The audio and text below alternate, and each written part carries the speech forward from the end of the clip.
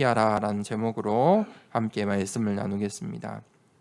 하나님께서 이 이스라엘 백성들에게 언약을 주셨습니다. 그래서 먼저 부름받은 이 선민의 축복을 받은 것입니다. 그게 이제 족장 시대지요. 이 족장을 거쳐서 족장들에게 언약을 주셨습니다. 근데 이 이스라엘 백성들이 이 애굽 땅에 살게 되었고, 결국 이 애굽 땅에 언약을 놓치고 400년 동안 노예로 살게 되었습니다. 400년이란 시간이 얼만큼 깁니까? 상상할 수 없죠. 이 나라가 400년 전에는 어떤 나라였습니까? 상상조차 할 수가 없습니다. 너무나도 많이 바뀌었기 때문에 우리 주위에 400년 된 문화재가 있습니까? 거의 없죠. 400년 된 문화재조차도 없습니다. 그만큼 400년 시간은 엄청 긴 시간입니다. 400년이 무슨 말입니까? 저 요즘은 50년만 차이 나도 완전 다르지요.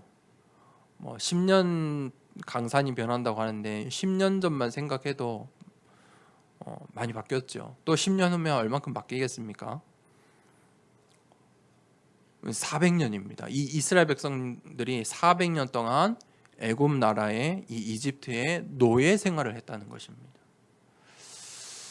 그것을 어찌 표현할 수 있겠습니까? 그들이 완전히 그것으로 이 노예로 각인뿔이 체질화가 되어버린 것입니다. 그때 하나님께서 언약을 주셨습니다. 피해 제사의 언약을 주시고 가나안이라는 언약을 주신 것입니다. 그 언약 붙잡은 한 사람을 통해서 이 이스라엘 백성들이 광야로 나아갑니다. 그것이 광야의 시간표입니다. 우리 인생에 이런 시간표들이 있습니다. 광야의 시간표. 광야의 시간표가 사실 문제의 시간표입니까? 그리 문제의 시간표는 아닙니다. 왜 그렇죠? 애굽의 400년 노예 생활, 이 노예 생활보다 광야가 훨씬 더 좋은 것 아니겠습니까? 그래도 자유로운 신분이잖아요.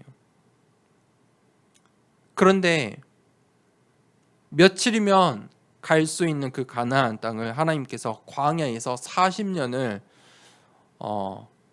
돌아가게 하십니다. 그 40년이라는 시간은 왜 필요한 것입니까? 우리 인생에 왜 이 광야의 시간표가 필요합니까? 우리의 잘못 각인 뿌리 체질을 바꿔야 그 하나님이 주시는 언약이 성취되는 것입니다. 그 애굽 나라의 노예로 각인 뿌리 체질된 것으로는 그 가나안에서 피해 제사를 성전의 축복을 받을 수 없다는 것입니다.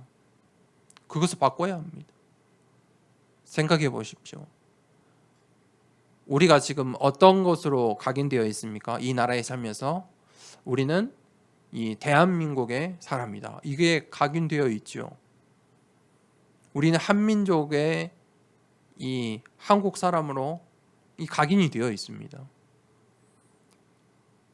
이게 지금 400년이 무슨 말입니까? 전쟁 끝난 지가 100년도 안 됐는데요.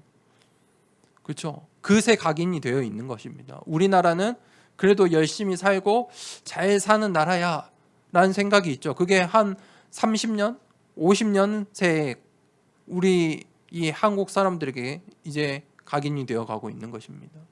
우리 자녀들이 100년 전에 이 나라를 기억하고 살아갈까요?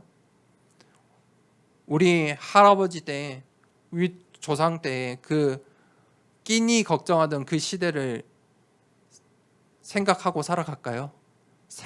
그건 옛날 이야기입니다. 이젠 옛날 얘기예요. 무슨 소나무 껍데기 먹었다 이런 이야기는 옛날 이야기라니까요. 땅 퍼서 뿌리 같은 거 끓여 먹었다, 죽 끓여 먹었다, 감자만 먹었다, 옥수수만 먹었다, 이건 다 옛날 이야기예요. 책에서 나오는 이야기예요. 그 광야 40년 동안 그 각인 뿌리 체질을 바꿔야 하는 것이에요. 그래야 가나안의 축복, 성전의 축복을 받을 수 있어요. 그니 40년이면 짧은 시간 아니겠습니까? 400년 동안 각인되었는데요.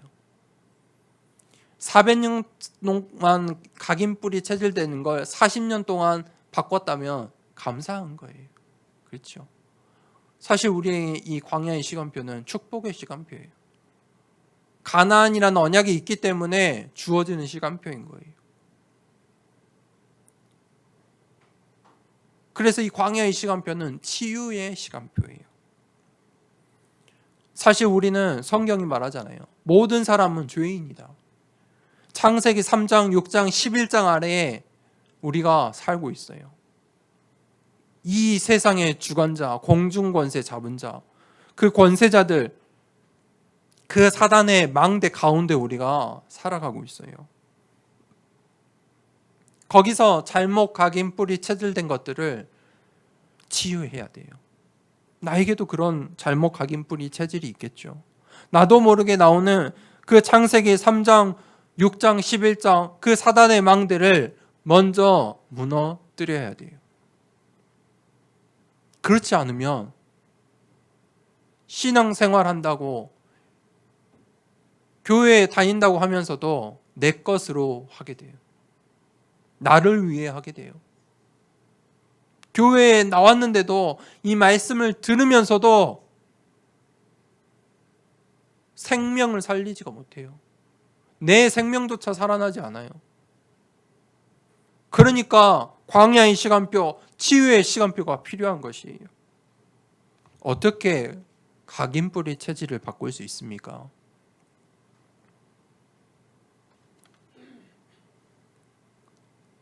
사도행전 1장 1절, 3절, 8절 예수 그리스도, 하나님 나라, 성령 그 성삼위 하나님의 능력이 아니고서는 우리의 각인뿌리 체질을 바꿀 수가 없어요.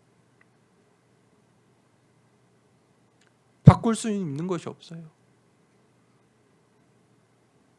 다른 말로 그 어떤 것이 잘못 각인뿌리 체질 내려졌을지라도 예수 그리스도의 이름으로 바꿀 수 있다는 거예요. 심지어 사람들이 안 된다고 하는 거 뭐가 있습니까? 마약도 바꿀 수 있어요. 마약 환자도 끊을 수 있어요. 암 환자도 치유받을 수 있어요.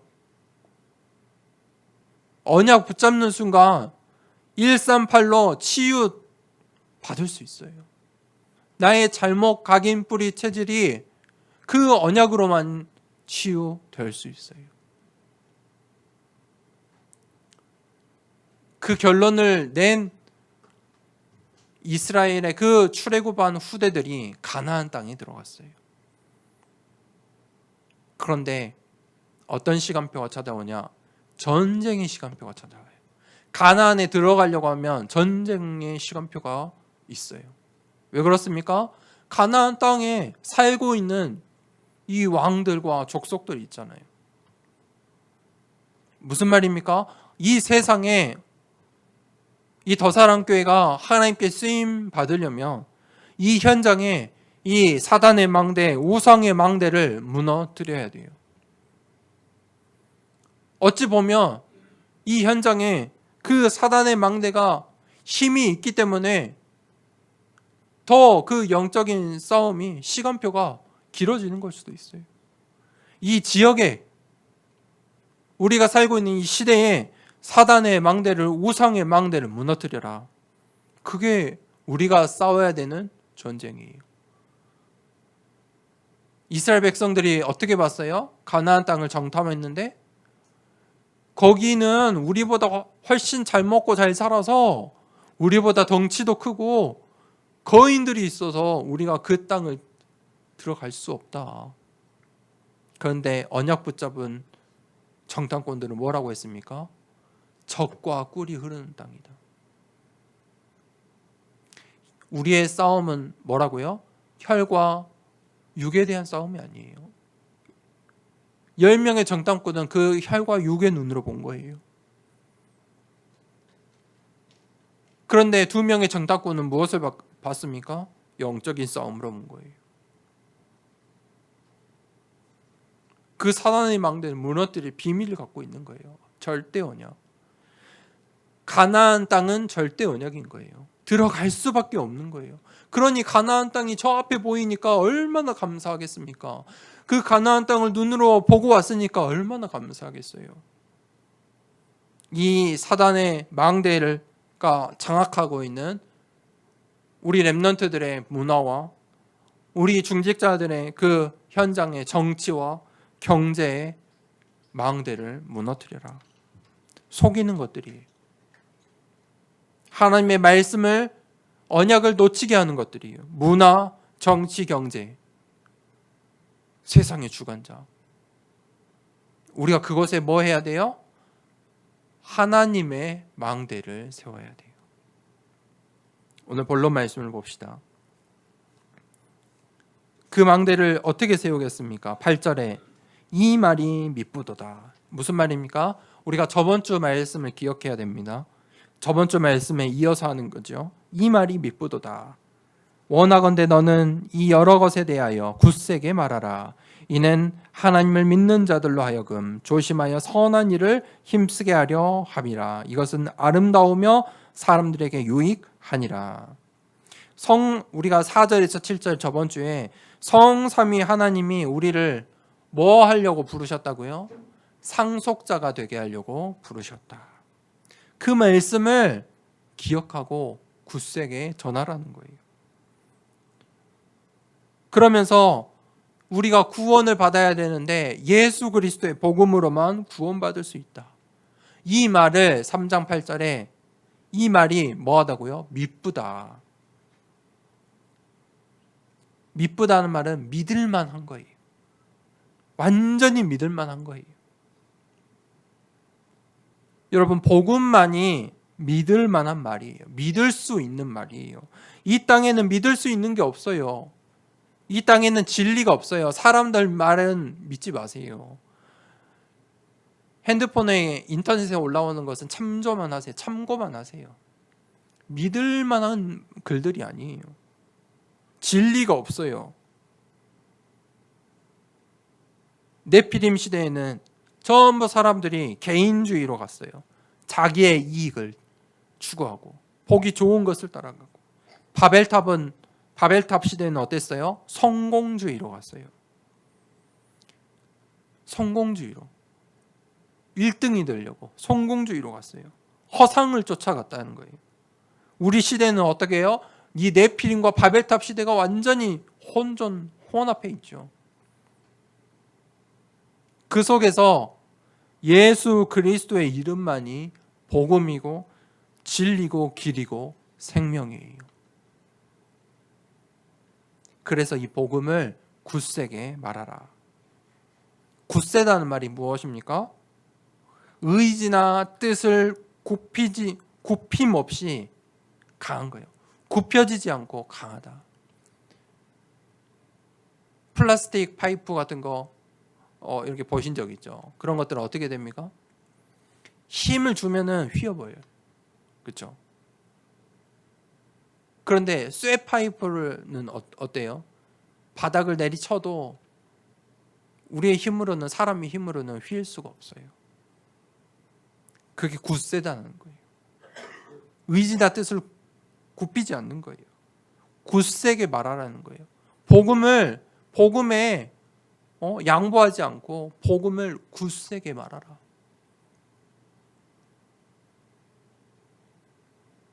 믿음을 강하게 가지고 이 복음을 전파하라. 복음을 선포하라는 거예요. 왜 그렇습니까? 왜 복음을 선포해야 됩니까? 복음을 선포할 때만이 생명이 살아나요. 복음이 선포될 때만이 사단의 망대가 무너져요. 이 이스라엘 백성이 이 광야의 시간표에 정탐꾼을 보냈잖아요. 근데 이 여호수아와 갈렙은 어떤 말을 했어요? 우리의 언약을 기억하라. 저 땅은 젖과 꿀이 흐르는 땅이고 하나님이 우리에게 주신 땅이 맞다. 이 산지를 내게 주소서. 뭐 한 거예요? 복음을 선포한 거예요. 그들을 설득할 수도 있고 다른 좋은 말로도 할 수 있어요. 그렇죠? 아니다. 이런 전략을 가지면 가나안을 정복할 수 있다. 이쪽으로 가니까 우리가 이런 전략을 가지면 뭐 이런 말로 할 수 있잖아요. 사람들을 설득하는 말로 10명의 정탐꾼을 설득하는 말로 할 수 있어요. 그런데 그들은 그게 아니에요. 굳세게 말했어요. 완전히 굳세게 말했어요. 그 10명의 그 여론에 흔들리지 않았어요. 그 문화와 정치와 경제에 흔들리지 않았어요. 복음을 선포한 거예요. 하나님께서 우리에게 주신 약속의 땅이다. 이 산지를 내게 주소서. 왜 복음을 선포해야 됩니까? 그래야 사단의 망대가 무너뜨려져요. 나에게 복음을 선포하세요. 우리 자녀들에게 복음을 선포하세요. 내 현장에 복음을 선포하세요. 그래야 사단의 망대가 무너져요. 사단은 예수 그리스도의 이름만 무서워해요. 빌립보서 2장 9절에 모든 이름 위에 뛰어난 이름, 그 이름이 예수 그리스도다. 모든 이름 위에 뛰어난 이름이에요. 다른 이름이 없어요. 얼마나 쉽습니까, 이 복음이? 예수 그리스도 한 가지밖에 없다니까요. 이것이 이 복음이 이렇게 복음을 선포하는 것이 8절 하반절에 이것은 아름다우며 사람들에게 유익하니라. 복음만이 생명을 살릴 수 있어요. 우리의 선행과 우리의 열심과 우리의 율법과 이 땅의 것으로는 생명은 살릴 수 없어요. 도움은 줄 수 있어요. 사람들의 마음도 얻을 수 있어요. 뭐 문화도 얻을 수 있고 정치도 경제도 얻을 수 있지만 생명은 살릴 수가 없어요. 생명을 살릴 수 있는 것 단 한 가지예요. 복음이에요. 그래서 사람들에게 유익하다. 무슨 말입니까? 사람들에게 유익한 것은 복음밖에 없어요. 다른 말로 사람들에게 필요한 것은 복음밖에 없다는 거예요. 모든 사람들에게 예수 그리스도의 이름이 필요하다는 거예요. 선한 일이 무엇입니까? 사람들의 필요를 채워주는 것입니까? 세상은 그 답을 어디에서 찾냐면 자연스럽게 창세기 3장, 6장, 11장에서 찾아요. 그게 그 속에 선한 일이 있다고 생각해요. 복이 보여주는 것, 복이 좋은 것, 그렇죠? 남을 도와주고 기부하고 봉사하고 바벨탑처럼 사람들에게 도움이 될 만한 것들을 와 이렇게 공로를 세우고 사람들의 필요, 사람들이 무엇을 필요로 합니까? 전부 다 의식주를 필요로 하잖아요. 기본적이잖아요. 그거의 부족을 채워주고 그래야 그것을 문제 해결이라고 생각해요. 그러니까 교회마저도 선행을 하고 봉사를 하고 나눠야 된다고 말하는 거예요. 거기서 답을 찾으려고 해요. 그것을 방법 삼아요. 그걸로는 잘못 각인 뿌리 체질을 바꿀 수가 없어요. 그걸로는 문제를 해결받을 수가 없다니까요. 선한 일은 무엇입니까? 복음을 선포하는 거예요. 그게 전도고 선교예요. 그래서 이 8절 말씀 무엇입니까? 지금 4절에서 7절 말씀에 이 성삼위 하나님의 예수 그리스도의 이 복음이 아름답고 사람들에게 유익한 것이다. 그러면서 9절부터 11절은 무익한 것을 이야기해요. 그러면서 뭐라고 하냐? 변론을 피하라. 이 어리석은 변론이다. 어리석은 변론을 피하라. 변론은 어리석은 것이다. 기억하세요. 불신자들하고 변론하지 마세요. 이 당시에 이 초대교회 안에 초대교회를 힘들게 했던 것은, 어렵게 만든 것은 교회 안에 복음과 상관없는 말과 질문들, 그것을 가지고 수많은 논쟁들이 있었다는 거예요. 그럼 오늘날도 비슷해요. 수많은 이 신학교 안에 신학자들이 뭐 하냐면 다 이런 논쟁해요. 그런 논쟁 속에서 연구를 하고요. 그러니 목회자들이 그거 가지고 교회로 와요. 그거를 가지고, 그런 방법을 가지고 전도하려고 해요. 선교하려고 해요. 그 논리를 가지고 와요. 복음과 상관없는 질문에 왜 사람들이 그렇게 쫓아가냐면, 불신자들은요 거기에 관심이 있어요. 교회에 복음에는 관심이 없고요, 불신자들은 그 복음과 상관없는 교회의 것들에 불신자들은 관심이 많아요. 흥미를 느껴요. 뭐라고요? 족보 이야기 하지 말라. 족보 이야기를 피하라. 유대인들은요 이 이 전통을 중요시했어요. 율법을 다툼을 피하라. 율법과 다툼을 피하라. 그것들은 무익한 것이고 헛된 것이다. 의미 없다는 거예요. 헛된 것이라니까요. 여러분, 24시 내가 나의 삶을 사는데 헛되게 살고 싶습니까? 잠을 자면 헛된 것이 아니잖아요. 내 몸이 쉬고 치유를 얻잖아요. 밥을 먹는 것도 헛된 것이 아니에요. 24시 사는데 헛된 것이 그리 많이 없을 거예요. 근데 지금 헛된 것이다. 무익하다. 그래서 어거스틴이 뭐라고 했냐? 성경의 본질과 비본질이 있다. 이 헬라어로 디아포라와 아디아포라에 대해서 설명을 했어요. 디아포라는 뭐냐면 본질은 절대예요. 반드시 성취되는 말씀들이에요. 진리의 말씀, 복음이에요.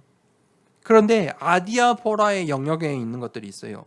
그것은 뭐냐면 해도 되고 안 해도 되는 거예요. 대수롭지 않게 여겨야 되는 것들이에요. 가령 이런 것들이에요. 예배 시간들, 예배를 몇 시에 드려야 되냐? 예배 순서는 어떻게 되냐? 예배 복장은 어떻게 되느냐?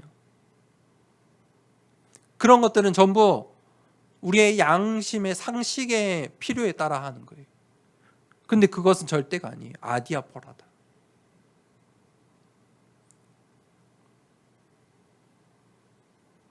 (10절에) 이단에 속한 사람을 한두 번 훈계한 후에 멀리하라. 이 이단들은요 이런 변론을 좋아하고 족보 이야기를 즐겨해요. 그 이단을 공부를 해보면요, 신학교 때 꼭 이단을 공부하면 이단들은 대부분 족보가 있어요. 자기들끼리 그 이단이 다 달라 보이는데 사실은 다 한 곳에서 공부했고 서로 간에 족보가 있어요. 다 아는 사람들이에요. 이단의 교주들이 그 자기가 예수님이다, 성령님이다 하는 사람들끼리 전부 다 아는 사람들이에요. 이단이 누구입니까? 이 아디아포라에 관심이 많은 사람, 여기에 논쟁하고 변론을 하는 사람들이에요. 이단은 복음을 방해하는 사람들이 이단이에요. 이단은 교회를 무너뜨려요. 그래서 이 이단은 한두 번 훈계하고 멀리하라. 왜 그렇습니까? 그들은 부패한 자이고 스스로 정죄된 자고 죄를 짓는 자이다. 그들에게 복음을 선포하고 그 다음에는 복음을 받지 않으면 단호히 멀리하라. 무슨 말입니까? 그 사람들하고 이 이단들하고 논쟁하거나 다투지 말라는 거예요. 굳이 이렇게 변론을 해서 복음을 전하는 그런 거 하지 말라는 거예요.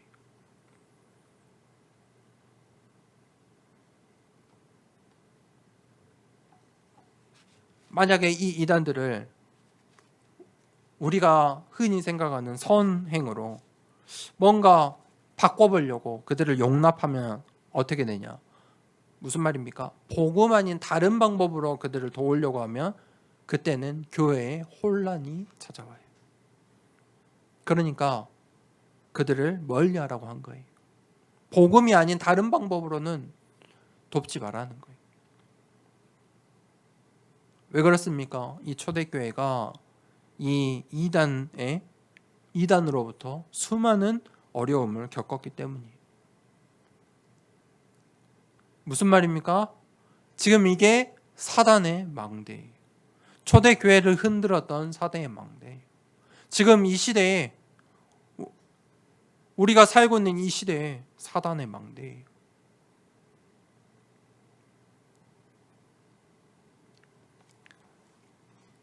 그러면서 바울이 12절부터 15절에 이 디도서를 마무리하는데요.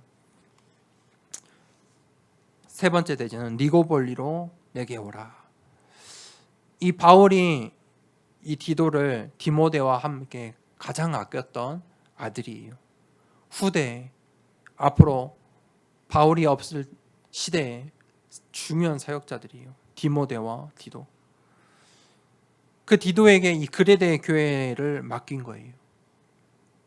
이 디도서는 어떤 편지냐면 이제 그레데 교회에서 해야 될 마지막 사역, 마지막 미션을 지금 주고 있는 거예요. 마무리 사역을 미션을 주고 있는 거예요. 이 그레데 교회에 있는 이 사단의 망대를 설명하고 너가 하나님의 망대를 세워라. 그렇죠? 우리가 디도서를 읽어볼 때 그 바울의 편지가 느껴지십니까? 이해가 되십니까? 그 사역을 맡긴 거예요. 이 그레데 교회에 237 치유 서밋에 이 성전의 세 가지 뜰을 회복시켜라. 그것이 12절에서 15절이에요. 사실 이 그레데 교회 전도자 디도 한 사람을 통해 이 하나님의 망대가 세워지는 거예요. 그리고 이제는 바울이 디도에게 너는 이제 니고볼리로 내게 오라. 내가 아데마나 두기고를 다시 그레데 교회로 파송하겠다. 아데마는 이 성경에 잘 이렇게 설명되지 않았어요. 두기고는 우리가 잘 알죠.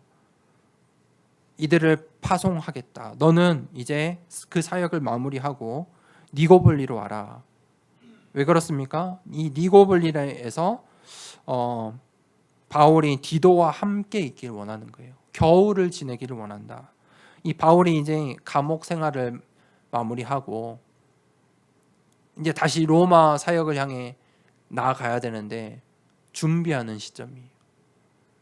시기로 보면은 이제 바울의 마지막 로마 사역 그 전의 시간표예요. 아주 중요한 시간표죠. 그 겨울에 디도에게 전달해야 될 것들이 있는 거예요. 너가 이제 뭐라고 했죠? 급히 니고볼리로 내게 오라. 빨리 와라. 우리가 이런 전도자가 되어야 돼.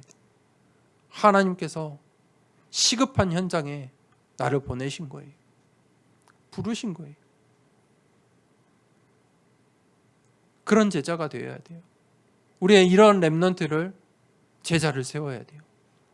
이 현장을 바라보고 하나님의 절대 언약 속에 같이 가는 제자들. 그런데 얼마나 급했으면요. 두기고나 이 아데마나 두기고를 파송하기 전에 그 공백이 있을 거 아니에요. 그러니까 디도 보고 빨리 오라는 거예요. 그러니까 그 공백 기간에 누굴 보내냐면 내가 먼저 세나와 아볼로를 급히 먼저 보내겠다. 디도의 그 빈자리를 채우는 것이죠.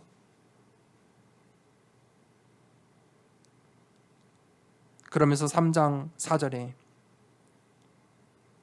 그레데 교회가 전도자에 필요한 모든 것을 준비하라. 지금 세 가지 뜰을 이야기하죠. 교회의 망대를 이야기해요. 이 전도자들의 필요한 것을 준비하라. 이 바울의 이 디도의 이 니고볼리라는 시간표가 있는 거예요. 되게 급해 보이지요. 급한 시간표예요. 바울과 함께 겨울을 나는 이 디도의 니고블리 시간표. 이제 바울이 이 로마에서 순교를 하는데 그 로마로 가기 전 시간표. 무엇이 전달되겠습니까? 아주 중요한 언약이 전달되겠죠. 각인 뿌리 체질을 바꾸는 시간표. 로마로 가기 전 마지막 시간표. 그 언약을 각인하는 시간표. 그 시간표로 디도가 가고 있는 것이지요. 그래서 내가 급히 니고블리로 내게 오라. 결론입니다. 사실 나의 오늘은 우리의 과거, 지금 내가 살고 있는 이 오늘과 또 내가 살아가야 할 미래는 너무 당연한 것들이 나에게 각인된 대로, 뿌리 내린 대로, 체질된 대로 나의 과거, 오늘, 미래가 나오는 거예요. 우리가 이것을 볼 수 있고 확인하고 점검할 수 있어야 돼요. 그래야 그것을 바꿀 수가 있어요. 나의 각인, 뿌리, 체질이 어떤 것인지, 어떤 상태인지도 모르는데 어찌 그것을 바꾸겠습니까? 우리가 예배 드릴 때 그 시간표예요. 예배 드리는 시간표가 이 예배의 시간이 우리의 광야의 시간표예요. 치유의 시간표예요. 전쟁의 시간표예요. 이스라엘 백성들이 가나안으로 들어가는 그 첫 성이 어디였습니까? 여리고지요. 단 한 번의 전쟁도 패하지 않는 성이에요. 그 여리고 성을 하나님께서 어떻게 전략을 주셨습니까? 아무 말 하지 말고 돌아. 마지막 날에 외쳐. 그게 하나님의 방법이에요.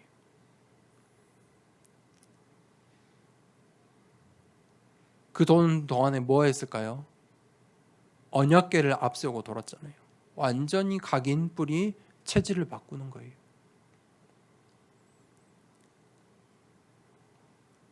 그러면 필연성이 나와요. 필연적으로 나와요. 무너질 수밖에 없어요.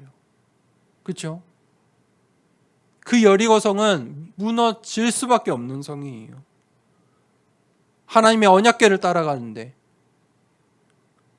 하나님의 절대 언약을 막을 수가 없는 거예요. 정확한 언약을 따라가면요, 반드시 그 여리고성 같은 사단의 망대는 무너질 수밖에 없는 거예요. 그게 우리의 이유이고 방향이 필연적으로 일어날 수밖에 없어요. 그럼 우리가 뭘 붙잡고 가야 됩니까? 절대를 붙잡고 가야 돼요. 이 세상엔 절대가 없어요. 세상의 말에, 사람들의 말에, 이 세상의 방법에는 절대가 없어요. 하나님의 계획밖에 절대가 없어요. 하나님의 계획은 절대예요. 이스라엘 백성에게 가나안 땅을 주시기로 한 것은 하나님의 절대예요.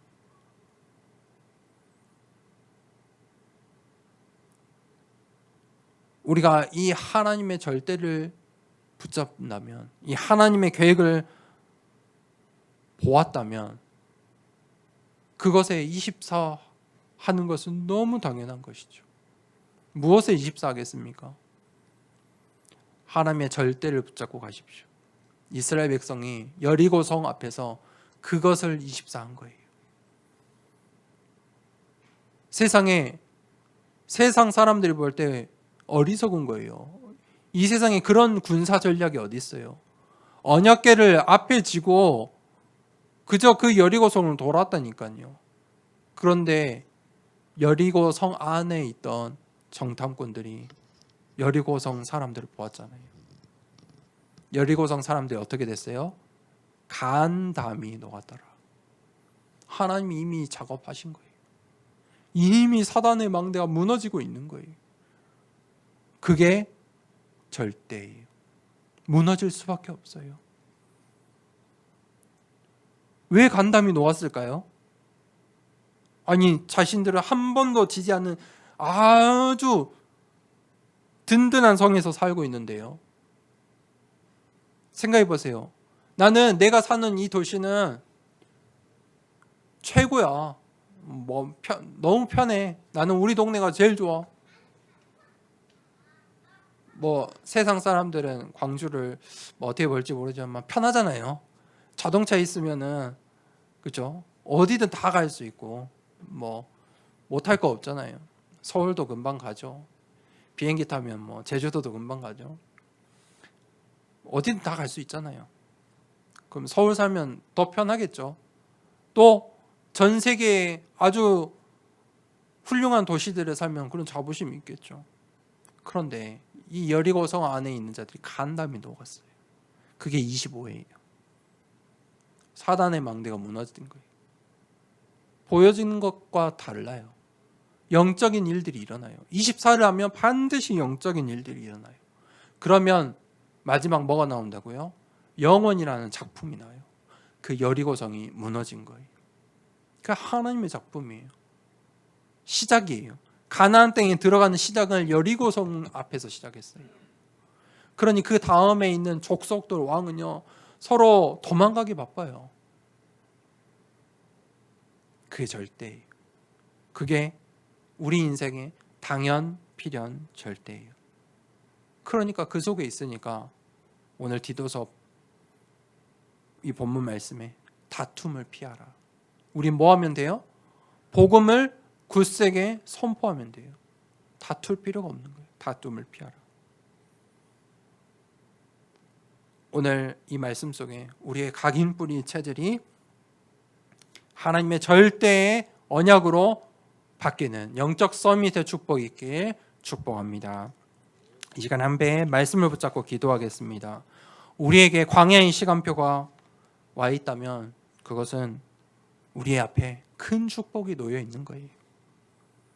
우리 교회가 가는 이 시간표 속에 우리의 각인 뿌리 체질이 바뀌어지고 하나님의 망대가 세워질 때 이 지역의 사단의 망대, 우상의 망대가 무너지는 거예요.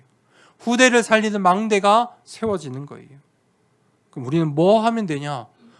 예수 그리스도의 이름만, 복음만 굳세게 선포하면 돼요. 다툼을 피하라. 싸울 필요가 없어요. 당연, 필연, 절대. 그걸 알기 때문이에요.